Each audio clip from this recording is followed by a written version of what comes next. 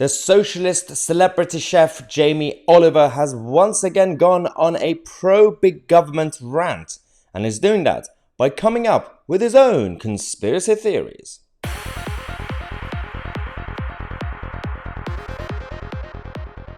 Isn't it funny when champagne socialists pretend to be on the side of the working people, the commoners, the plebs, all of us? One of them is Jamie Oliver. Every now and then he goes on TV or writes something and he advocates. You think he's advocating against the establishment. He says, well, let's focus and prioritize ordinary people. I want to help their health, their well-being. For example, he fights against sugar, even though his own restaurant and his own recipes and his books all are filled with sugar. But the hypocrisy aside, he decided to go on this rant on BBC Radio 4. And there was this tweet actually from Oliver Cooper saying, well, Jamie Oliver claims that it's not a conspiracy theory, but he actually says a shadowy group controls all government on sugar, for example, and they tell him to shut up.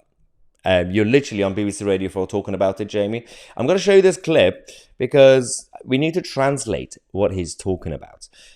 Mainly because if you listen on the surface, a lot of people will be like, oh, yes, I think I know what he's talking about. No, because he's talking about something else. So he's not, what the video I'm going to show you is not just a classic criticism of the big lobby, food lobby, sugar lobby. Because this channel and myself, we're against the big political establishments, the corporatism, big business and big government going hand in hand. The irony and the reality of this rant is that he's actually in favor of more big government. But he's going to lie to the public saying, yeah, there are shadowy sugar lobbies. They're not just lobbies, because I'm against them as well, but they are controlling everything. Watch this. I also think that you have to remember that the biggest employer on the planet is the food industry. The biggest business on the planet is the food industry. And as lovely as it is, they own a lot of people. And you will see people talk up and then shut up. And that's because they've been told to shut up.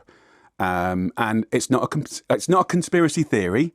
It's because who pays the bills. Whoa. Okay. Firstly, you can't just say it's not a theory, but you can't really back up your own argument with some sort of evidence. The translation, the issue with that is that on the surface, you might be like, well, yes, exactly, big lobby.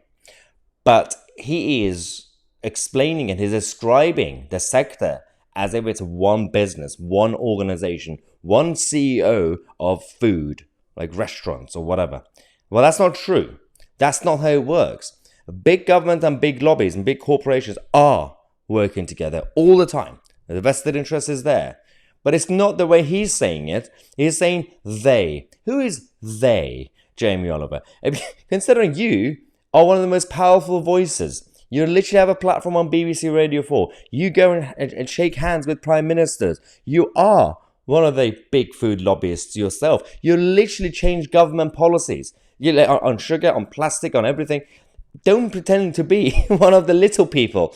But let's go to the rest of the rant. Who's shutting up? Who's the... I'm referring to anyone in a public position who doesn't stand up for the things that they know about or are passionate about because their industry is powered by Big Food Inc. and by junk food and by soda or energy drinks.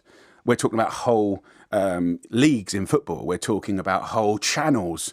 Or we're talking about the biggest advertiser of our media. Oh my God, you're literally having a platform on mainstream media. They allow you to talk. As I said, they allow you to go change government policies and you can actually go on TV and radio to talk about it and you say, they don't let me talk. They're telling me to shut up. Oh, you are the big food lobby. You are part of them. You're literally, as I said, his books and his restaurants are filled with sugar and he's telling other people to stop eating sugar. I'm like, oh dear God, this is the problem. This is the hypocrisy, the double standards from the champagne socialist. It's going to continue until we stop it, until we say stop. Now, I'm going to take a quick break. I'm going to come back in half an hour. I'm Tousi and we are the media.